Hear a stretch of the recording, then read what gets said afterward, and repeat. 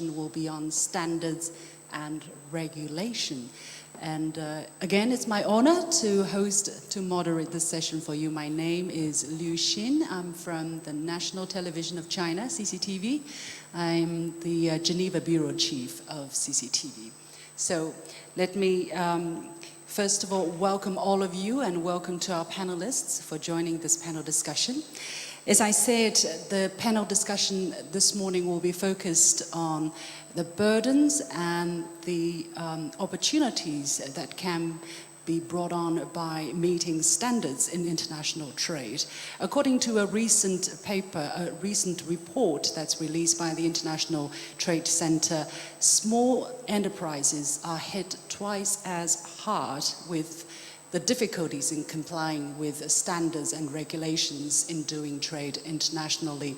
The latest statistic is that every 10% in regulatory burden will reduce the value of export for larger enterprises by 1.6%, but that figure for small enterprises is twice as high as 3.2%. But at the same time, meeting standards and regulations will also help the competitiveness of small and medium-sized enterprises in their international trade. So to help people better understand how to deal with the complex issue of standards and regulations and what can be done about it, we have a very distinguished panel. But before we go into the panel discussion, let me first invite Ms. Marianne Jensen, who is the Chief Economist of the International Trade Center, to help us understand the latest report on SME Competitiveness Outlook 2016, Meeting the Standard for Trade. Jensen, Ms. Jensen, please.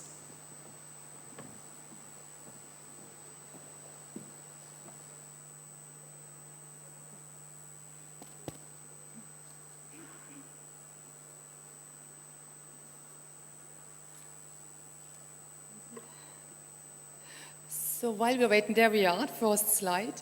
While we are looking at this first slide, thanks to Sri Lanka for hosting the WEDEF this year, and thanks for giving us the opportunity to present for the first time out of Geneva this report that we launched last week.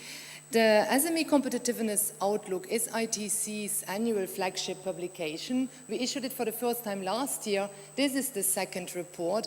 And like last year, we have a focus theme, the theme being reflected in the subtitle of the report, Meeting the Standard for Trade.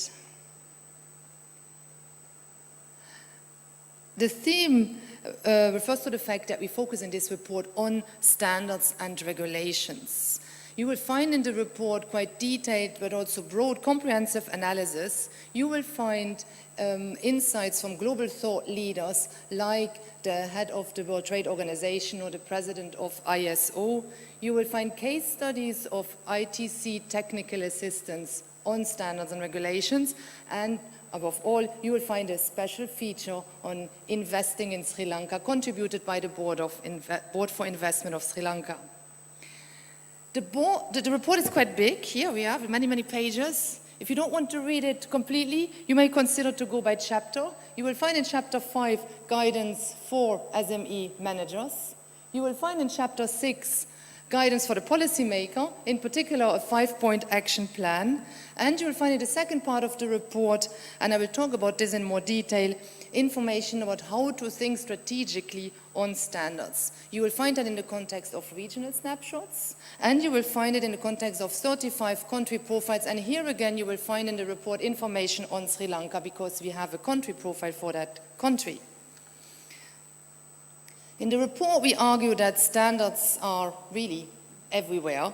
They are pervasive, they are very diverse. I will come back to this. They affect every aspect of running a business, from your human resource management to your accounting and finance, your logistics, and also your core business.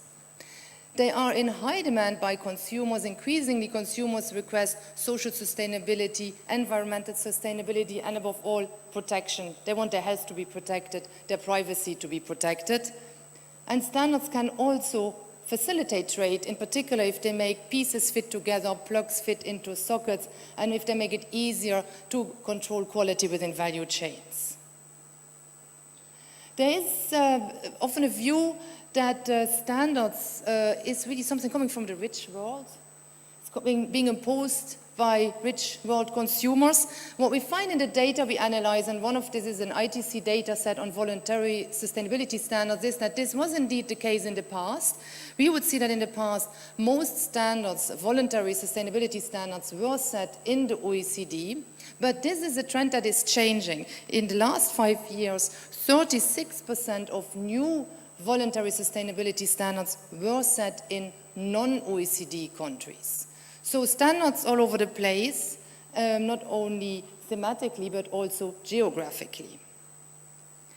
Now, if standards are here to stay, if they're so important, what to do with them, because they are also costly, and they are in particular costly for business, and we have already heard the number from our moderator. We show in this report that an increase, a 10% increase of the regulatory burden on a firm hits export revenues, but it hits the export revenues of small firms much harder than the export revenues of large firms. Small firms' export revenue going down by 3.2%, and large firm export revenue going down by 1.6%. So regulation, if it's not introduced and implemented in the right way in a country, this can create a differentiation between how your large firms, your medium-sized firms, and your small firms are affected. And this can be potentially a problem also for the dynamism among your exporters, because you really want small firms to become medium and medium to become large. So what to do? We can't really think standards and regulations away out of our life anymore, of trade. How to make then sure that the burden on firms is as small as possible. So unfortunately in the report we do argue that it's possible to make that burden as small as possible, but that's not necessarily easy. Because you have to have a rather complex system in place of laws, of institutions who set those laws and who implement those laws. You need regulators, you need institutions that set measurements, you need accreditation institutions, you need certification institutions, and you need often institutions to allow for implementation. Yesterday, the importance of cold chains for agricultural exports was mentioned, for instance. So rather complex systems of institutions, institution building is costly. And the problem is that many standards are sector or product specific, and so are their institutions. It's very different to build a financial sector regulatory institution than a food safety regulatory institution. It's different to test milk from testing meat. So if these institutions are costly, governments who do not have abundant resources may sometimes have to make hard choices. Now, there are those who argue, oh, forget about the government, do it all private. You can probably solve all the problems within value chains, because if you're in a value chain, there is a lead firm and it sets the standards and it helps you to implement the standard. And we find in the report, we show some evidence that this is indeed happening. Notably, we show that if standards are set by a company, that will often be a lead firm, then there is a significantly higher chance that a small or medium-sized supplier will not bear the full cost of implementing the standard or certifying the standard. So the probability of being able to share the costs is higher. That's cool, that's nice. So the solution is then enter value chains. But here the report again shows that that's not so easy. We show evidence that indeed costs are being shared with lead firms, but entering a value chain is not easy. You need to be rather competitive in order to be considered as a supplier for an international value chain. So yes, there are solutions, none of them easy to implement. You will find, I already mentioned, a 5-point action plan for policymakers giving indications at what you have to think of if you want to implement regulation and standards in a way that is as little burdensome as possible. And an important part is point 3, I come back to this, that you may have to think strategically with a vision of your future exports when you implement a strategy around standards. You may want to think about, where are my future export opportunities? Where would I like to attract investment? You will want to analyze where are the strengths and weaknesses in my system and in my companies, in my country, and from there take strategic decisions on how to proceed. Now, the report we are presenting here contains information that will help you to take these kind of decisions. Let me give you 2 examples. In the regional snapshots, you will find information on the Asia-Pacific region. Using our quantitative models on export potential and product diversification, we assess where are the areas of increased export potential or for entering into new products. Be aware that this is done with models, purely quantitative, so we miss a lot of the real-life information. For an export strategy, you would have to go deeper into the country and use more information. But this is a useful starting point, and really it's what you nowadays do in order to start working, thinking about a trade strategy or an investment strategy. So Asia-Pacific, big in IT and electronics, and we think there is still export potential there. New areas of exports are likely to be notably in the chemicals sector. We find for the whole region that 21% out of the top 200 new products, possible export products, are in the chemicals sector.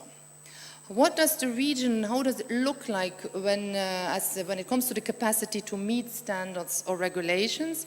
Now we find that in the region, international management standards and quality standards are quite well adopted, but above all in the larger countries. There are numerous smaller countries in the regions that are lagging behind when it comes to meeting those standards. We also consider that it could be a challenge for the region to move from IT and electronics to chemicals, because the type of standards you have in these sectors is very different. We are talking a lot about compatibility standards in electronics. Do different pieces fit together? We talk a lot consumer protection standards in chemicals. Are they safe for consumption? Do they explode or not? What's the situation in the country that is hosting this event, Sri Lanka? Our analysis finds that Sri Lanka is already an important exporter of tea. We will hear more about that, textiles and rubber-based products, and there's potential to do more of this. For the textiles industry, labor standards are very important. And one of the things you will also find in this report, that here you may be thinking, we want to think above all ILO core labor standards, because even private sector standards refer very often to ILO core labor norms. 58% of the voluntary sustainability standards we have analyzed refer to ILO governmental international norms.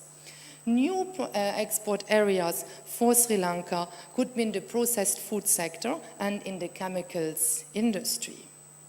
What does the standard setting and standard implementation environment look like in Sri Lanka?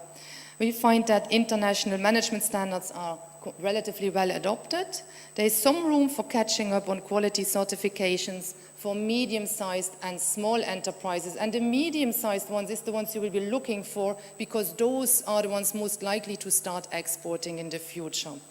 Very interesting also here to be aware of the fact that processed food and chemicals are among the most regulated sectors in international trade. So if Sri Lanka wants to move into these areas, regulation will be key.